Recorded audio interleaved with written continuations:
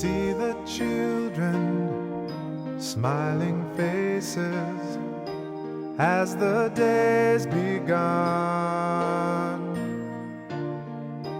They're our future, teach them brightly, blessed everyone. Education, obligation, true for everyone. So we study Talmud Torah, Keneged Kulam. And sometimes I know it's true, you're too tired to learn, but there's a spark inside of you, waiting to return. Oh, see the children in those pictures when their school was young. They're your parents, love Talmud Torah, Keneged Kulam.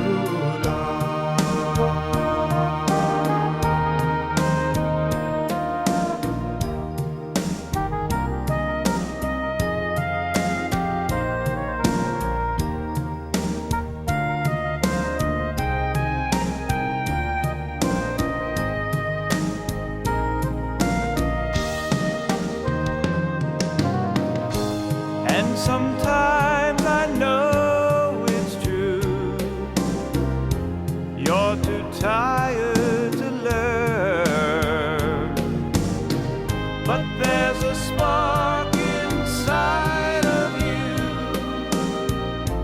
waiting to return. See the faces of the founders, proud of what they've done. They were children just like you are, blessed everyone. Fayga's father to please come up and read the Rebbe's letter.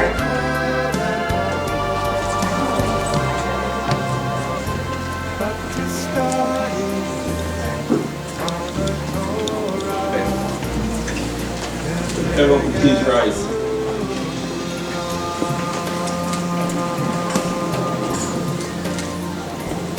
Fayga, this is a letter that the Rebbe sent in response to your mother, Mommy, when she was Bas Mitzvah. I'm not going to say how many years ago that was, but we know that the Rebbe's brachas carry through from mother to child, so we're certain that this letter is as appropriate to you as it was to your mother. Baruch Hashem von Nissen Tafshin Dalad Mem, Brooklyn, New York. Nechamet in the Tichia. Baruch Hashem, with my blessing and peace. B'mayna lemechtava ashegia legil shtei mas hashana, ki einas bas mitzvah, in response to your letter that you've reached and approached the age of 12 years old, which is the appropriate time to celebrate your bas mitzvah. Kini hi ratzin, may it be the will shetekabel alayich el malchus shemayim, that you should accept upon yourself to resolve to follow the will of HaKadosh Baruch Hu, the will of God, ba'el mitzvahs, the labor shalom with a complete heart, to take upon yourself the yoke of God and the yoke of heaven and the yoke of mitzvahs with a complete heart. V'Hashem Yisbarech, and God Almighty yatzlicha b'limudech, should give you success in your studies, u'v'nhoga, and in your obedience, v'tegadli liyisruya l'shem beis Chabad, and you should merit to be a Bas Chabad, merit to carry the name of a Chabad, Masima Lidasim Nisiyenu Akdesha Zektzad of Kachel Racha, which Nasei begins in Berem Nischusi Yavan Aleim. May you merit that you will follow the will of and live up to the expectations of what a true Bas Chabad, a daughter of a Chabad, is, appropriate to the wishes of our great Rabbeim who lived before us. And may you bear it to be an inspiration to your friends as well. B'dibur, in speech, and even more than speech, by you being a living example of Bas Yisrael, the way a Jewish girl is supposed to be, one who's raised in the pathways of Chassidus. This will be into abundance of blessings and happiness and joy, spiritually and materially. With the blessing and the Rebbe's holy name. Amen.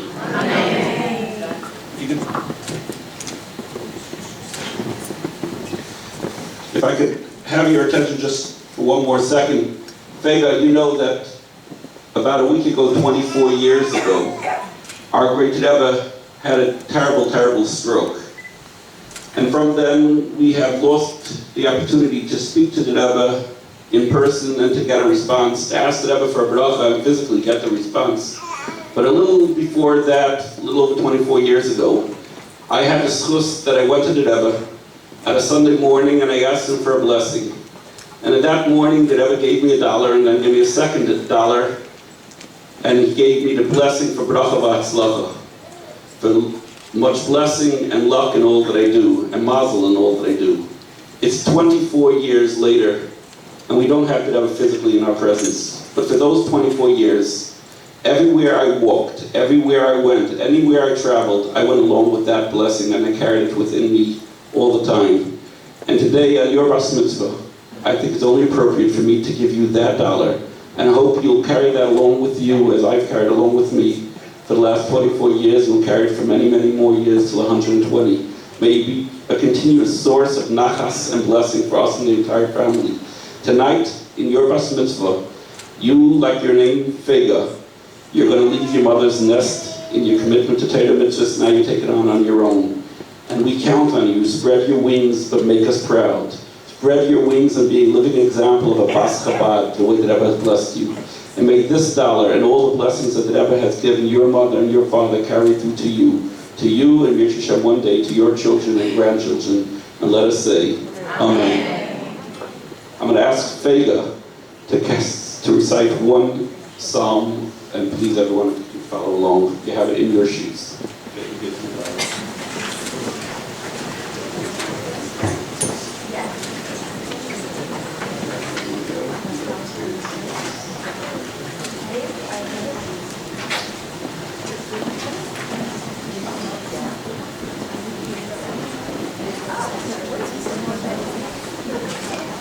B'tzeis Yisrael miMitzrayim, Beis Yaakov Ne'emayim. Haisa Yehuda l'Kadsha Yisrael Mam Shalaisa. Hayam Ra Vayanes Hayarden Yisa V'achar. Haharim Rakducha Elim Gevais Kivnaitzayim. Malcha Yam Kisanas Hayarden Tisa V'achar. Haharim Tirkducha Elim Gevais Kivnaitzayim. Melifnei Aden Chuli Aretz Melifnei Aleha Yaakov. Ha'haifchi Atzor Agamayim Chalamish L'mayim.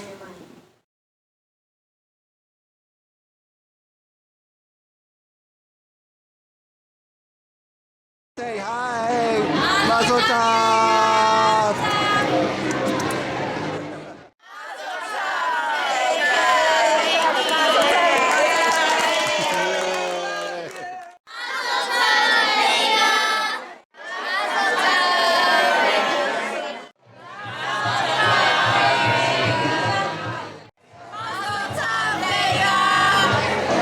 How about you? Mazel tov? That's tough? Great, thank you.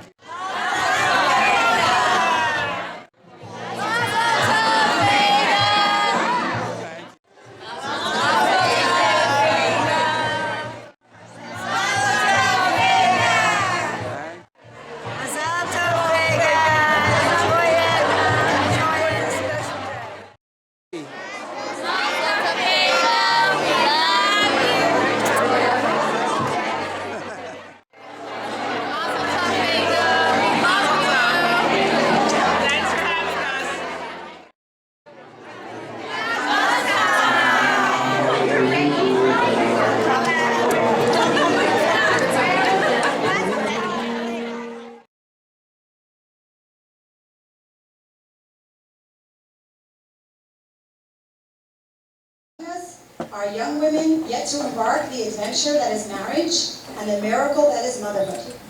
Our spiritual journeys crisscross all maps. Our dreams converge and find us together.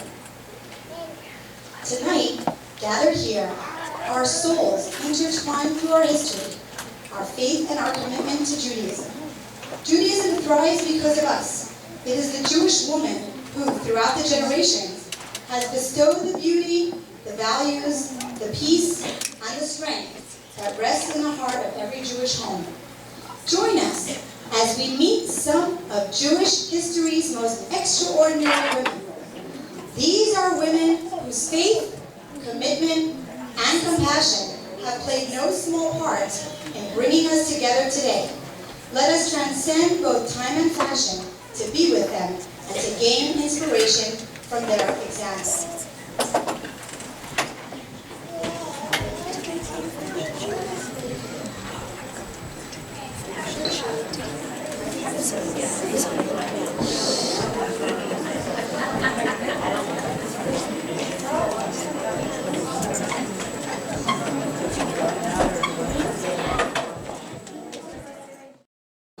Homes were filled with idols. People believed in many gods. One home was different.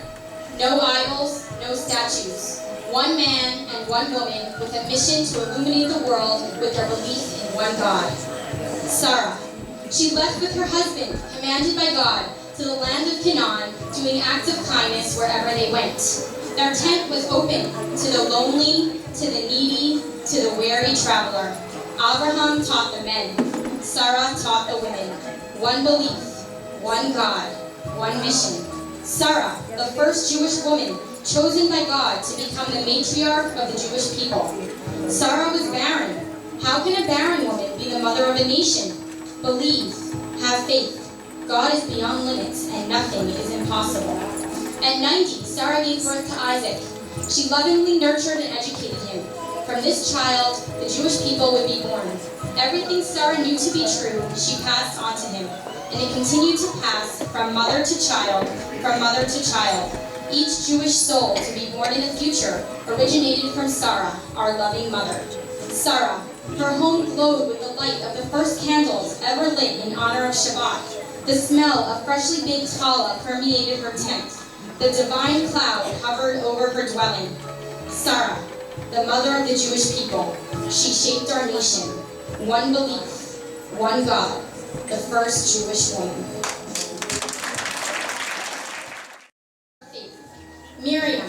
She was born into Egyptian slavery, into a time of bitterness and despair. Paro decreed that all Jewish baby boys must be thrown into the Nile River. Imagine Miriam's disappointment when she learned one day that her father had decided to separate from her mother for fear of having a son who might be killed. Miriam's father's actions inspired others, and soon all the husbands did the same. Though young in years, Miriam could not contain herself and turned to her father and said, "Father, your decree is harsher than Pharaoh's. He wishes to destroy all the baby boys, but your action eliminates the girls as well. Father, as a leader of our nation, you must show courage." With a prophetic vision granted to a select few, Miriam saw the destiny of the entire Jewish people. She recognized and understood her brother Moshe's holy mission. Miriam's father saw the wisdom of her words and reunited with her mother, and that is how her brother Moshe was born. Hundreds of years of slavery passed. When will it end? Miriam encouraged those around her. Don't give up. The end of our slavery is near. Miriam was steadfast in her faith and encouraged others to stay strong. They kept their distinctive, modest way of dress, their holy language, and their traditional names, although the burden placed upon them was heavy, the load impossible to bear. Miriam did not give up. She made a tambourine. "I will play and sing words of praise at our redemption, which I know is near." Miriam's brother Moshe arose as their leader. He came as the messenger of God. "Let my people go." At last, with great miracles, the Jews left Egypt. The Red Sea parted and Israel walked through on dry land. Miriam sang and played her tambourine, and all the women joined in her song. Music of praise, music of freedom, music for a faith rewarded. Crystal palaces, lush diamonds and glowing rubies. As a Moabite princess, they were all hers, and yet she saw her world for what it was, empty, without true value. Ruth yearned for truth. Her soul yearned to join the people of God, the Jewish nation. She married a Jewish man. He died, and she was left a young widow. Her mother-in-law Naomi told her, "I am destitute. I have nothing to give you. Go back to your parents' home. I am returning to my native land, to my people, to Israel." Ruth clung to Naomi. She made a choice. Where you go, I will go. Your people are my people. Your God is my God, Ruth told her mother-in-law. Naomi tried to persuade her again to go back to her life as a Moabite princess. Ruth chose to be a Jew. Her bond with the Jewish people was strong. Nothing could deter her. Naomi taught her Torah. Ruth made a commitment to what she recognized as a life of truth, always maintaining her royal dignity and modesty. This exemplary convert rejoiced to be part of the children of Israel, to live in the land of Israel, and to keep the laws of the God of Israel. She never looked back, and God rejoiced in her and rewarded her noble deeds. Boaz, the leader and judge of the Jewish people, chose Ruth to be his wife. God saw Ruth's sincerity and granted her the merit of being the great-grandmother of King David, the builder of the Holy Temple. The royalty of the Jewish nation descends directly from Ruth, and from this eternal branch will ultimately descend the Mashiach, the final redeemer of the Jewish people.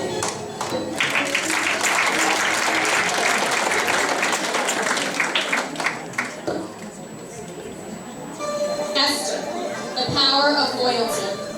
Persia, 64 years after the destruction of the first temple, the king of Persia, Ahasuerus, was searching for a new queen. Who would be the one? Beautiful, graceful, modest Esther, hid in the home of her uncle Mordecai, a great Jewish leader. The king's soldiers knocked on the door. After seeing her beauty, they took her to the palace. Mordecai whispered to her, "Keep our Torah's commandments, but do not tell anyone that you are Jewish." Thousands yearned to be in her place, but for Esther, living in the palace was torture. Torn away from her home, she cried in her private chambers. She longed to return to her cousin Mordecai. She didn't forget his words and was determined to remain a faithful Jewess. And so she began her double life. Where did she come from? Who is her family? From which nation does she belong? They asked about her. They admired her. They envied her. Every group wanted to claim her as their own, but she kept her true identity hidden. Outwardly playing the part of a contented queen, she secretly observed the Jewish faith. 7 trusted maidservants helped her remember the Shabbos day amidst a Confucian Persian calendar. An abundance of fruit, vegetables, and legumes enabled her to continue keeping kosher, but her greatest test was yet to come. When the Jewish people were about to be annihilated by Haman, Esther risked her life to save her people. Esther decided to approach the king without an invitation, to plead for her life and for the life of her people. Defying the threat of death for such an act, Esther remained loyal to the nation of her birth. Knowing she was only a channel of heavenly salvation, Esther asked the Jews to fast and to pray. In the merit of her spiritual awakening, God will save us, she declared, and he did. Esther found grace in the king's eyes, and he obeyed all her wishes. The vicious plot was foiled. The scroll of Esther, read every year on Purim, continues to inspire us with the legacy of a queen whose self-sacrifice, loyalty, and love for her God and her people brought about a miraculous salvation. Shalomit. Shalomit, the daughter of Rabbi Akiva, the great sage of the Talmud, and the very wise and spiritual Rachel. It was her wedding day. There was a very festive feeling in the home. The women worked hard to prepare the wedding feast. The tables were set and festively adorned. Delicious delicacies were cooked and baked. Every girl dreams of her wedding, and Shalomit was no different. The setting was perfect. The atmosphere was one of holiness and joy, a mingling of worldly wonders and spirituality. Later, after the chuppah, Shalomit slipped into the garden for some fresh air. She sat down and removed her wedding veil. Shalomit pushed the long pin from her headdress into the clay wall and hung her veil on it. When Shalomit retrieved the pin the following morning, a poisonous snake came trailing after it. The pin had penetrated the serpent between the eyes and killed it. Was there anything extraordinary that you did yesterday that led to this miracle, Rabbi Akiva asked when Shalomit showed him the venomous creature. A poor man came to the wedding feast yesterday evening, Shalomit said. Everybody was busy at the banquet and there was no one to attend to him, so I took my portion of food and gave it to him. My darling daughter, Akiva said, today I am filled with joy, while yesterday I was filled with dread. On the day that you were born, an astrologer told me that on the day of her wedding, your daughter shall pass on. Although a Jew is not bound by astrology, I never forgot his words. Shalom, my daughter, you have been saved from a dreadful decree. Tzedakah tatil mimaveh, charity saves from death, and today I am filled with joy. Shalom, the epitome of compassion.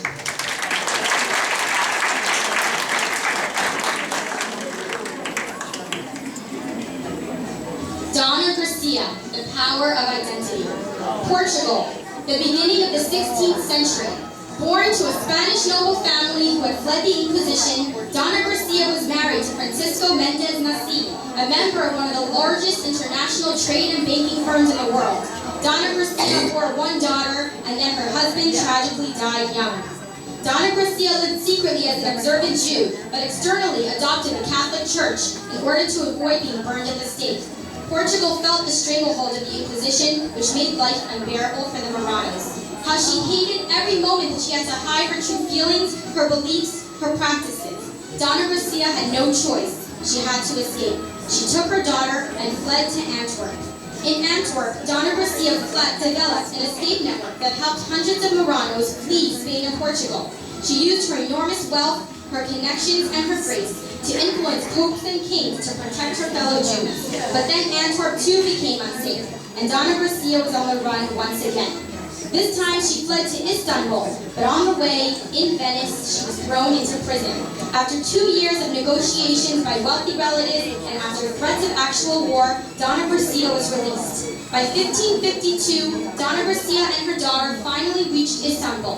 One would think that she would rest at last, but not Donna Garcia, not the Jewish noblewoman of Greece. She fought, she rescued, she built synagogues and yeshivas, libraries and schools, and she supported Torah scholars. Until the end of her life, Donna Garcia dedicated her heart and soul to helping the Jewish community. She fostered Jewish culture, and poets wrote at great length in praise of her achievements.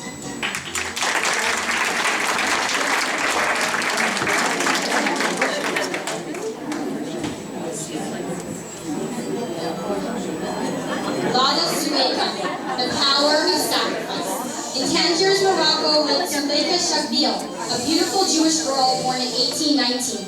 She had learned much Torah from her mother and father and was devoted to Judaism. When Suleika reached her first birthday, her father bought a golden crown for her to wear on her wedding day. Throughout her childhood, Suleika would stare at this crown and dream of the day that she would be a bride. Suleika's compelling beauty did not go unnoticed, and when she was 12 years old, the Sultan's son desired to take her as his wife. He offered her all his riches if she would convert to Islam and marry him. There was no monetary compensation for true belief in God, were Suleika's words as she was led into prison. The Sultan's son did not give up and threatened to execute her if she did not convert to Islam and marry him. Suleika always remembered the thousands who had died for their faith before her. Suleika understood that this was the moment to stand strong, that the eyes of her people were upon her. The Sultan's son ordered that Suleika be put to death. Even the executioner begged her to convert, for he could not bear to see such an exquisite woman die so young. But Suleika was determined and would never forsake her faith. Alas, she was put to death in the public square. Suleika's sacrifice took place 200 years ago, and ever since, many Moroccan families have honored her heroism by visiting her burial place and by naming their baby girls after her. Suleika is kept alive through our commitment to the ideals she died for. Today, living in a country where religious freedom is a given, we must never take for granted the ease with which we can remain true to our Jewish values.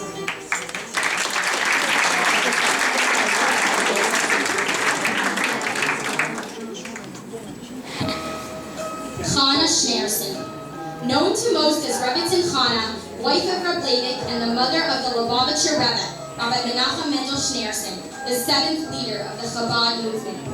With the advent of communism, the Jews of the Soviet Union faced terrible persecution. Chana and her husband Reb Leivik became very active in the underground movement, defying the new laws of the Russian government at great personal risk. In 1939, Reb Leivik was arrested and subsequently exiled. Despite the difficulties that entailed, Rebbetzin Chana decided to join him in exile. While far away in Kazakhstan, Chana's husband yearned for a way to transcribe his Torah thoughts, but lacked paper and ink. Chana managed to arrange for a few of his Torah books to be smuggled in. Then she made ink, from some of the wild berries, roots, and leaves she collected in the nearby woods. Due to the extremely primitive living conditions and years of torture and deprivation, Chana's husband Reb Levick became seriously ill and passed away while in exile. After the war, Rebbetzin Chana was able to leave Russia, but would not travel without her husband's holy books and manuscripts. With the help and encouragement of faithful Hasidim, she was able to bring his holy works to freedom, and Reb Levick's holy legacy was preserved. After emigrating to the United States, Rebbetzin Chana was finally reunited with her son, Menachem Mendel Schneerson, from whom she had been separated for 20 years. Rebbetzin Chana, who would not easily conceal her pride, would often speak of her son's distinguished character and greatness, and of the resemblance to his father that she saw in him. When she did, tears of joy could be seen in her eyes, tears that one could tell outweighed all the sad and bitter tears of her earlier years. With dignity and without pretension, Rebbetzin Chana always took a genuine interest in the well-being of each person she knew. Today, there are many educational institutions all over the world that proudly bear the name Chana. Together with the countless women and girls who have been named Chana, they serve as a fitting tribute to the remarkable life and personality of Rebbetzin Chana. May she be an inspiration to us all.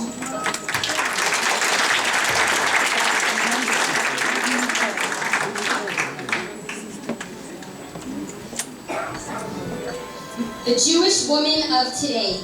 Throughout our history, it has always been the Jewish women who preserved our faith and heritage. From our royal matriarchs Sarah and Esther to the courageous Suleika, Chana Schneerson, and the women of the ghettos in Europe.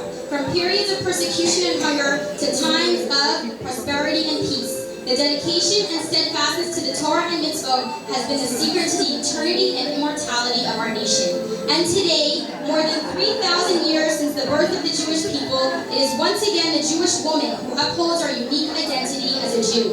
The Rabbi Menachem Mendel Schneerson, engineered a worldwide revival of Judaism from the moment he stepped forward to lead the Chabad Lubavitch movement in 1950, and a critical area of his focus was the Jewish woman. Here in Cherry Hill, Yiddishkeit is vibrantly alive. Look around you. We are surrounded by Jewish women who are enthused to learn, celebrate, and connect to our rich Jewish heritage. We, the Jewish women, have the unique mission and responsibility to ensure the future of Jewish life. We have the extraordinary strength and sensitivity to fulfill this mission. You might hear the whispering voices of your mother, your grandmother, and generations upon generations of Jewish women before you, encouraging you to provide your family with the gift of Jewish tradition of deep and spirited Judaism. Share with them the gift of Torah study, the gift of loving kindness, the gift of Shabbat, the gift of mikvah, kosher, mezuzah, tzedakah. Give your sweet daughters the gift of Shabbat candles, and grant your precious sons the gift of daily tefillin. Bestow upon your children the richness of a Jewish education. Fill your homes with the books of Torah and holiness, and take upon one new mitzvah tonight.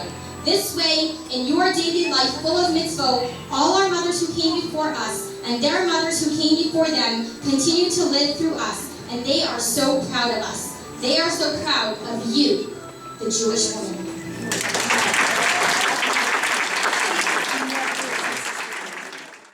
To the women of yesterday, we salute the women of today, and we proudly present to you our future. Fayga, the Jewish woman of tomorrow. You were right on her. You can't have it. Why? Very sensitive. She is?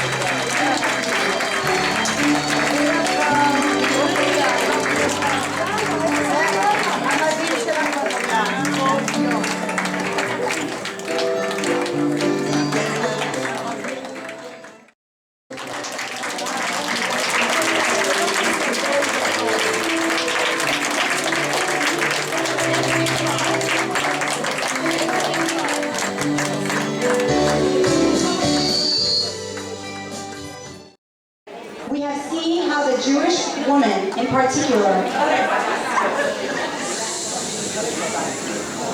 has served as the core of the strength of the Jewish people through all the difficulties and struggles our people have encountered, and through all of our celebrations.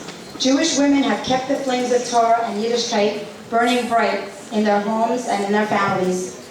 Every Friday night, as the sun is about to set, the Jewish woman recites a blessing, lights a candle, and suddenly, the entire home is filled with a glow of sanctity and peacefulness that touches the soul of every member of the household and stays with them the whole week through.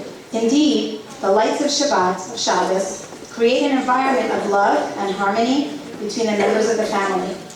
The fact that Jewish women light the candles Friday night goes beyond the physical flames themselves. You hear, Fayga? We are meant to be the keepers and protectors of the flames of Torah. For the true center of life is not the shul, the yeshiva, or the study hall. It is the home, the Jewish home, where the woman reigns supreme as the spiritual queen. She brings life into the world and nurtures life along the paths of goodness and truth. This tradition of lighting Shabbat candles not only affects our own homes, but the rest of the world as well, literally illuminating the world.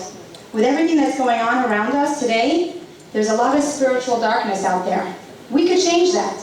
Every act of kindness performed for another human being, every gem of Torah's wisdom studied and shared, sheds a radiant light that pushes away a little bit of darkness. The candles of Shabbat represent this message of light and hope. And Fayga, today, I stand before you as your mother.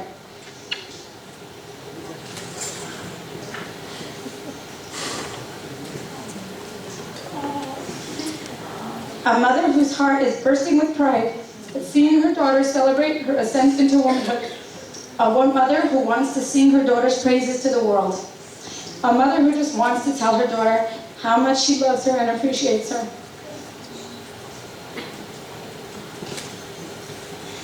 Fayga, you are a girl with tremendous compassion and creativity. You use these gifts in so many meaningful ways. It's a joy to watch you interact with your siblings, your cousins, your friends, your classmates, your community. Tati and I recall vividly how even as a very young child, you were sure to greet everyone with a radiant smile, and it was noticed and appreciated by anyone who met you. The adorable orange curls and dimples helped a bit too. Fayga, your grade school teacher once described you as sugar, just one big piece of sugar.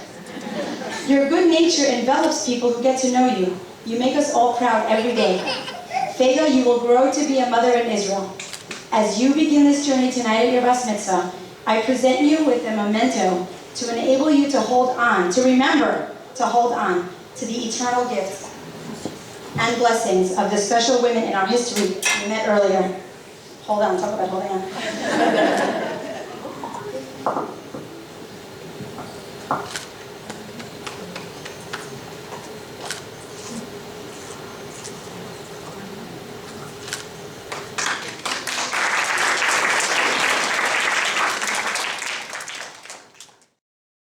Wonderful women in our history from earlier, starting with Sarah. Sarah's gift of giving, the gift of welcoming people into your home and your life. And you will see that when you give, you also gain. You stretch and grow in ways that you never imagined, and like Sarah, you will chart a new territory in your quest to become the best woman you could be. This charm represents Sarah.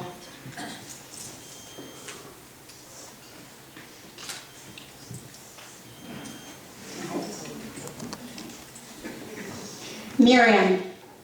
Fayga, as you become a Bas Mitzvah, you are now mature enough to tap into your potential and recognize your strengths of character. Though young in years, you already know what's right. Don't let your age affect what you know to be correct. Remember Miriam respectfully stood up to her father and saved the Jewish nation? Fayga, hold strong to your faith, speak your mind, and always remember to listen to your inner voice to know when to stand up and take action. This charm represents Miriam. Ruth. Fayga, I present to you the gift of recognizing truth. At times it may be difficult to acknowledge what is true, but remember Rus. She gave up everything that was familiar to her and pursued what she felt in her heart was the eternal truth. And for this, she was gloriously rewarded with royalty. Shulamis. Fayga, tonight I present to you the gift of compassion. Shulamis was the bride. It was her special day. Lost in her own thoughts, she could have easily ignored the needs of a beggar. No matter the situation, it's always your responsibility to look out for others. In fact, to actively look for ways you could help those around you. Fayga, you will see that compassion shown to others will reward you with a good life too. The reward of a life well lived. This charm represents Shulamis. Esther. Fayga, take a gift from Esther. She could have chosen to hide behind her position as queen and allowed her nation to die. But drawing on inner strength, she put her life on the line for her brethren. Today we are not often challenged with life or death scenarios, but we too can emulate Esther. Our commitment to Jewish families and raising our children with Jewish values also ensures the continuity of our people. This charm represents Esther. Donna Gracia. Fayga, tonight I present to you the gift of endurance. Life often hands us situations that are challenging. There may seem to be no light at the end of the tunnel. When Donna Gracia was wandering from place to place, it seemed she might never find a place to call home where she could live freely as a Jewess.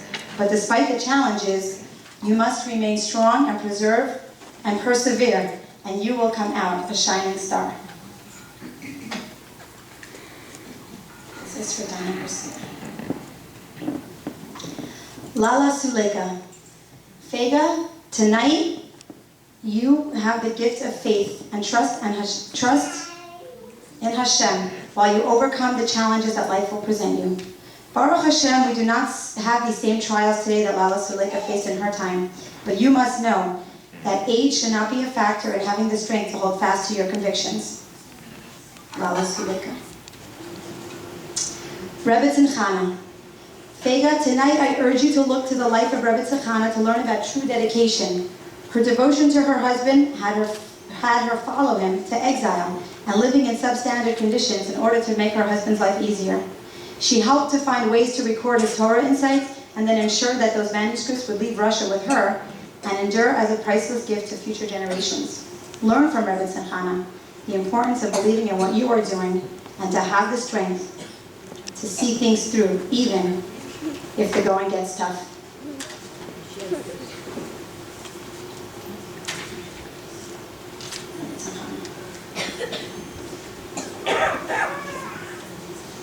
And indeed, all of these gifts are really gifts to all of us here, the Jewish women of today.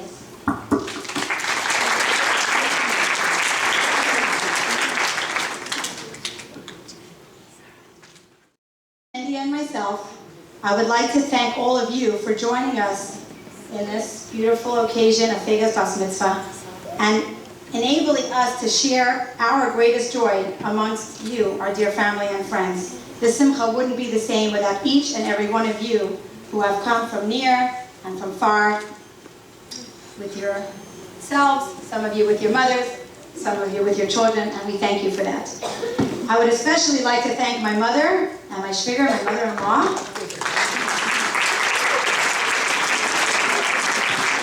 who are both here celebrating as proud bubbies. You've certainly earned the privilege and every bit of this nachas, so thank you. Credit to the amazing Miriam Horowitz.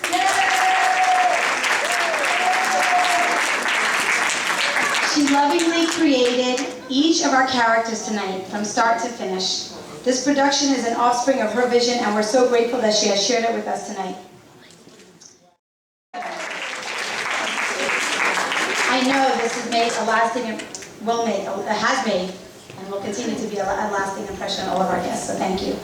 I would also like to express our appreciation to all of our beautiful models who gave of their time so generously to add to this beautiful celebration.